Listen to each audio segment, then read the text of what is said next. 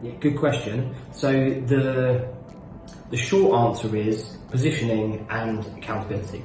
So when I say positioning, what I mean, when you first engage with someone in an internal talent team, if you approach this, and I'll dumb this down a little bit, but if you approach this as, you've got a vacancy, I can send you 3 CVs of superb candidates that match what I believe you need, can I send you those 3 CVs? That's your positioning. If you start there, it then becomes very, very difficult to be anything other than the person that sends 3 CVs. Change that to your positioning of, I would like to engage with you in a way where I'll give you insight about the market, the things that you're maybe not aware of because you're working internally now, and I want you to hold me accountable to do what I say I'm going to do. I want to be an extended version of your internal talent team. Here's some data that we've got that I think might be useful for you. Those are 2 very, very different positions.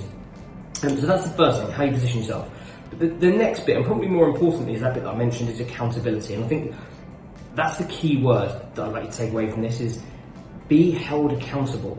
Now, again, I've dumbed this down a little, not dumb it down, but I'll give you low-level examples of this, is that lots of recruiters will engage with internal talent, be the I can send you CVs person.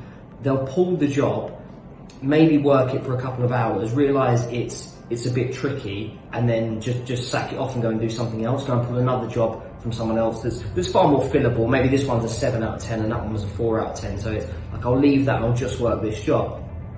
There's no accountability. Like, well, very rarely in our industry is there accountability. Maybe that's why we have a bit of a bad rep, but I'll just sack that one off, forget about it, and I'll work this job. And then I'll work that through to the point where I've got interviews, and I'll move on and I'll do something else.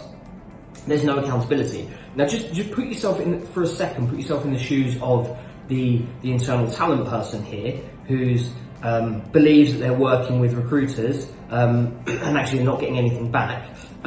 They're going to be held accountable. So the hiring managers in that business are going to come to that person and say, where are my CVs? What's going on with this search?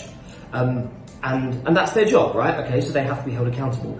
If you can share that level of accountability with them, so in working with that person, if it's only a 3 out of 10 sort of fillability job, you go back to them and you say, I've mapped the market, this is what I found.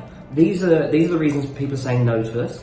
These are the things that if we change this part of the job, if we increase the hybrid working, if we move the salary, if we change the benefits, then I think I can share with you a wider pool of people. This is what your competitors are doing. Give them something so that they can go back to their boss, but also share that accountability with them. So that's what I'd say there, is be really, really clear on your positioning, and then secondly, create high levels of accountability. If you do those 2 things, it will put you in a much better place to be able to work effectively, your words, work effectively with internal talent.